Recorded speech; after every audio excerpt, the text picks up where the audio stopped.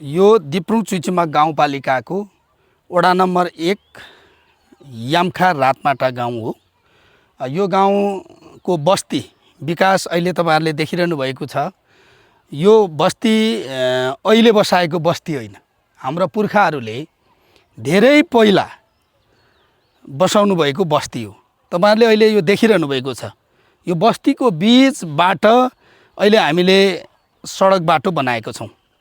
यो सडक बाटो बनाउने गरीको जमिन पनि अहिले व्यवस्थापन गरेको होइन। यो पहिल्यै हाम्रो पुर्खाहरू जहिलेदेखि यो ठाउँमा बस्ती बसाउन थाल्नुभयो अथवा आएर बस्नुभयो त्यतिबेलै उहाँहरूले सोच्नु भएको थियो रहेछ कि यो पछिल्लो पुस्ताको लागि हामीले सडक छोड्नुपर्छ, बाटो छोड्नुपर्छ, फराकिलो ठाउँहरू छोडिदिनुपर्छ भनेर उहाँहरूले यता तलतिरपट्टि चाहिँ उब्जाउ हुने भूमिपट्टि खेत बारीको लागि जमिन छोड्नु भएको छ। यतापट्टि जमिन र खेतबारीहरू छोड्नु भएको छ।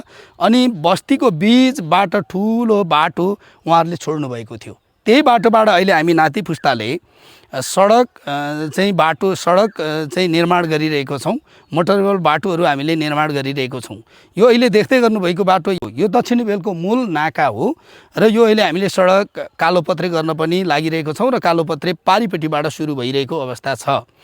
मैले भन्न खोजेको कुरा के हो भने हामी भन्दा विज्ञ र हामी भन्दा पछिल्लो पुस्ताका लागि सोच्ने चाहिँ क्षमता हाम्रो भन्दा चाहिँ हाम्रो पुर्खाहरूको थियो रहेछ भन्ने कुरा यसबाट पनि प्रष्ट हुन्छ।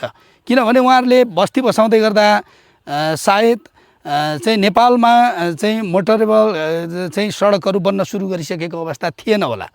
गाडीहरू खोटाङ जिल्लामा त यो पछिल्लो समय आएको, धेरै गाडीहरू नेपालमा पनि कुदिरहेको अवस्था थिएन। तर त्यतिबेलै उहाँहरूले सोचेर यति ठुलो फराकिलो जमिन हामीलाई छोडिदिनु भएको, बनाइदिनु भएको, व्यवस्थित गरिदिनु भएको रहेछ। अहिले हामीले बाटो बनाउन पायौं। यता तलतिर जमिन जुन चाहिँ उब्जाउ, अघि मैले भने उब्जाउ जमिनलाई छोडेर बस्तीहरूलाई केन्द्रीकृत गरेर बसाउनु भएको छ र चाहिँ बीचबाट सडक छोड्नुपर्छ। पछिल्लो पुस्ता नातिहरूले अथवा हाम्रा सन्ततिहरूले यसरी सडक बनाउँछ, चाहिँ मोटर यो बाटोमा कुद्छ, गाडी यो बाटोमा कुदाउँछ भन्ने जुन कल्पना गर्नुभयो यो अत्यन्तै चाहिँ महत्त्वपूर्ण कुरा हो। आज मैले भन्न खोजेको कुरा त्यो हो। त्यसकारणले यति राम्रो गाउँ छ, यति राम्रो ठाउँ छ, उब्जाउ अत्यन्तै बढी उब्जाउ हुने ठाउँ छ, सिंचाइको व्यवस्था छ, खानेपानीको व्यवस्था छ। अब सडकहरू हामीले ल्याइसकेको अवस्था छौं। तर पनि यो बस्तीबाट फाटफुट चाहिँ नागरिकहरू हाम्रा चाहिँ दाजुभाइहरू चाहिँ तराईतिर झर्ने क्रम छ।